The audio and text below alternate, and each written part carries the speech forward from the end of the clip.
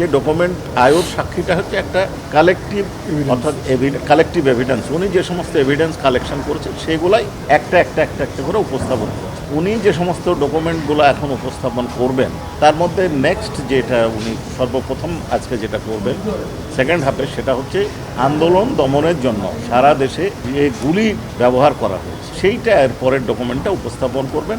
তার সাথে উপস্থাপন করবেন কারফিউ সংক্রান্ত, তার সাথে উপস্থাপন করবেন আরও অন্যান্য ডকুমেন্ট। মূল আপনাদেরকে এখন আমি দুটো বিষয়ের কথা বলতে চাচ্ছি। এক হচ্ছে কারফিউ জারি, সারা দেশে যে কারফিউ জারি করা হয়েছিল সেই কারফিউ জারি সংক্রান্ত সরকারের যে বিজ্ঞপ্তি, গভর্নমেন্ট অর্ডার, সেই অর্ডারগুলো প্রত্যেকটা ডিস্ট্রিক্টে যেভাবে গেছে, ডিস্ট্রিক্ট যেভাবে কার্যকরী করছে ডিএমরা এবং মেট্রোপলিটন এলাকার পুলিশ কমিশনাররা যেগুলো কার্যকর করেছেন, সেই অর্ডারগুলো আজকে উনি এক্সিবিট করতেন। এছাড়াও সরকারের যে একটা হিসাব আছে, অর্থাৎ ওই সরকার যে হিসাব করেছিলেন 3,05,000-এরও বেশি রাউন্ড গুলি ছোড়া হয়েছিল আন্দোলন দমনকারীদের জন্য, দমন করার জন্য উদ্দেশ্যে, সেইটার পরিসংখ্যানটা উপস্থাপন করা হবে। তার মধ্যে 95,000-এরও বেশি গুলি, অর্থাৎ রাউন্ড গুলি করা হয়েছিল ছাত্র জনতার আন্দোলনকে দমন করার জন্য ঢাকা মেট্রোপলিটন সিটি এলাকায়।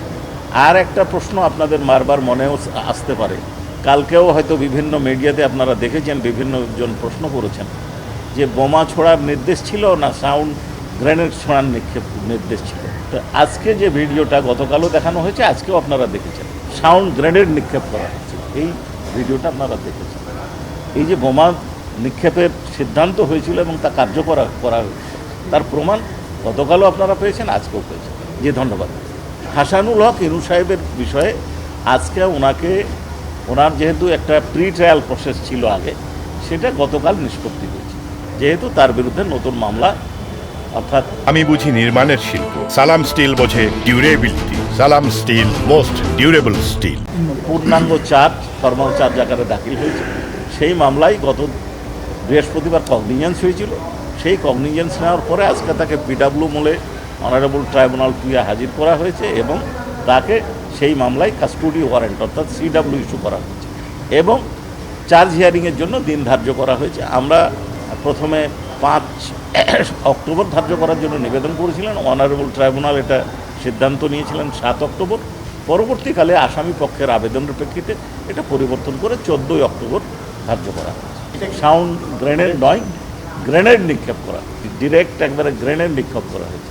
আমি সাউন্ড গ্রেনেড যেটা বলেছি, আপনারা হয়তো বিভিন্ন মিডিয়ায় দেখেছেন যে কেউ বলেছেন যে সাউন্ড গ্রেনেডের কথা বলা হয়েছে, গ্রেনেডের কথা বলা হয়, বোমার কথা বলা হয়, সেটারই ব্যাখ্যা দিলাম। গ্রেনেড নিক্ষেপ হয়েছে, গ্রেনেড নিক্ষেপের একটা পোর্শন ধোঁয়া দেখা গেছে, এইটুকু বলেছে। আপনি কোথায় এইটুকু দেখে কথা বলছেন? এখন যে গ্রেনেড নিক্ষেপের ফলে কোনো মৃত্যু ঘটেনি এই কথাটা আপনি বলতে চাচ্ছেন, এইটা এই তথ্যচিত্রে আসেনি, সেটা ভিন্ন বিষয়। তথ্যচিত্রটা কোথায়? তথ্যচিত্রটা হচ্ছে যে ওনারা বহু ভিডিও সংগ্রহ করে 13টা নিয়েছেন এখানে, এই 13টাতে আসেনি। তার মানে এই নয় যে ওই গ্রেনেডের হামলায় কেউ নিহত। এখন পর্যন্ত আমরা যে সমস্ত তথ্য প্রমাণ অনারেবল ট্রাইব্যুনালে দাখিল করেছি, তাতে এই ভিডিও ছাড়া গ্রেনেড হামলার অন্য কোনো বর্ণনা আমরা দাখিল করি। তার মানে এই নয় যে হয় নাই, আমাদের তদন্ত অব্যাহত আছে। দেখেন, এটা আর্গুমেন্ট করার জায়গা নয়। যখন আর্গুমেন্ট করব তখন আপনারা শুনতে পাবেন। এইখানে 2-3টা বিষয় আছে। একটা হচ্ছে তারা মুখে একরকম কথা বলছে, কার্যে আর এক রকম ঘটাচ্ছেন। যেমন আপনারা সেই দিন দেখেছিলেন পুলিশ কমিশনার কি বলছেন, গুলি করবে হাটের নিচে, কোমরের নিচে। গুলি করেছে কোথায়?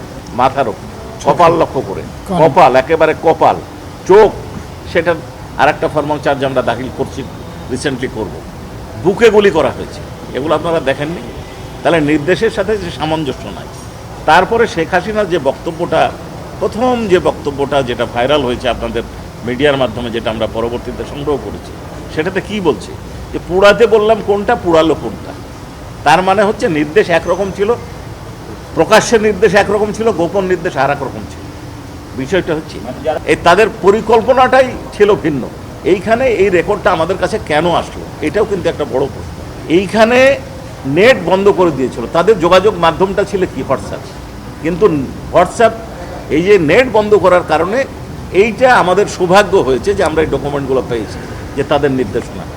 নেট বন্ধ করার কারণে মোবাইলে যখন কথোপকথন হয়েছে সেই কথোপকথনটা আমাদের হাতে আসছে। যদি কোনো এক আসামি যার বিরুদ্ধে অন্য একটা মামলা আছে এই নেটটা বন্ধ না করতেন, তাহলে এই তথ্যগুলো কিন্তু আমাদের সামনে আসতো না।